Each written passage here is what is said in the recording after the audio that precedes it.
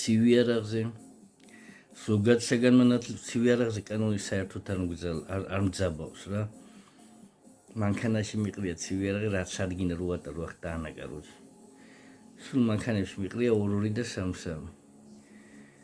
მაგრამ ცივი არაღს რო გძალო რა პონჩი გძალო ცივი არაღის შეიძლება მე თავდაც პირველ რიგში ხო გაქვს ადამიანს სიცოცხლის უფლება გაქვს და ვიღაცა თავდასხმელისგან და გიჟისგან თავდასხმის სჭირდება შეიძლება ის დანა მე ის რო ჩაწერეს რომ ერთი თვე რო წვალობდნენ პარლამენტში